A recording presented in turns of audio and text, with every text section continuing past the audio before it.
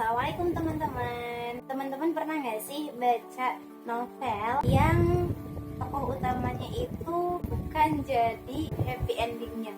Pernah nggak? Kalau pernah, aku juga pernah, dan aku baru aja selesai baca novel yang judulnya adalah Haijun. Di novel ini aku kayak kaget banget, kayak kok gini ceritanya gitu kan.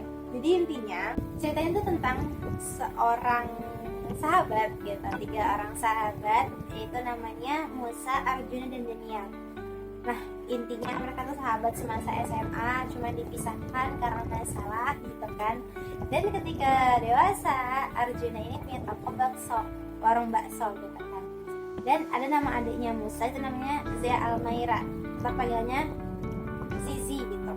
Nah, aku kira bakal si Juna ini bakal sama si Zizi, tapi ternyata tidak kan. Dan aku kayak, oh ternyata dalam novel aja yang autornya atau yang penulisnya itu adalah seorang manusia aja bisa enggak sesuai harapan pembaca gitu kan. Tapi apa, ternyata intinya kita banyak dapat hal kebaikan dari situ kayak gitu kan. Apalagi kayak di dunia nyata gitu kan, aku banyak sih dapat pelajaran dari novel ini. Kayak aku menganggap bahwa apapun yang udah ditakdirkan untuk si Juna ini itu pasti yang terbaik gitu kan. Walaupun dia tetap ada rasa sedikit kecewa, sakit hati, itu wajar banget gitu kan. Kita sebagai seorang manusia diciptakan dengan segala potensi tersebut, dengan segala naluri tersebut, naluri bako, naluri mempertahankan diri, naluri melestarikan keturunan, naluri beragama gitu kan. Allah menciptakan itu, dan itu wajar banget kalau kita merasa ada hal yang gak sesuai dengan keinginan kita marah, kita sakit hati, kita kecewa, dan kita mungkin nangis gitu karena kayak merasa bahwa takdir itu gak adil buat kita. Tapi pernah gak sih coba kita berpikir dari sudut pandang yang lain? Jangan hanya berpikir dari sudut pandang kita. Coba kita lihat dari sudut pandang yang lain. Tadi kayak itu nggak kita dapatkan gitu kan. Seperti Juna yang tidak mendapatkan Zizi gitu kan. Dan Zizi menikah dengan orang lain. Apakah itu takdir yang buruk untuk Juna? Belum tentu. Mungkin itu adalah takdir terbaik yang Allah berikan untuk Juna. Dan itu adalah takdir terbaik yang Allah berikan untuk si Zizi yang tidak menikah dengan Juna. Karena apa? Karena ada hal yang tersembunyi, ada hal baik yang tersembunyi, dan itu bisa muncul setelah kita menerima takdir tersebut.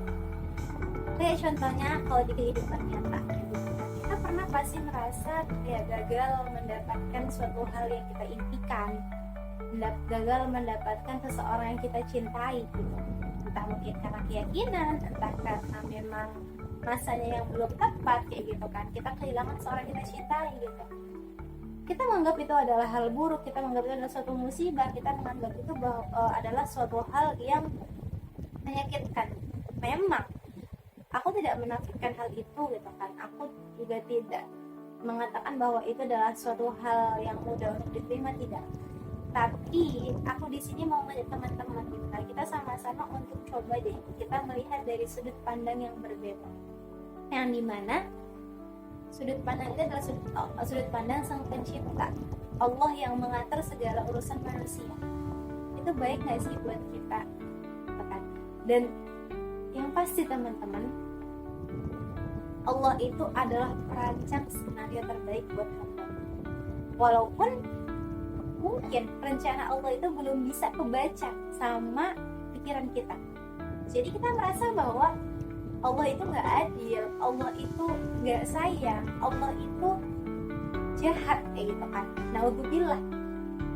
Kita mengatakan hal itu karena kita belum bisa mengetahui apa yang Allah inginkan, kebaikan apa yang Allah inginkan untuk kita.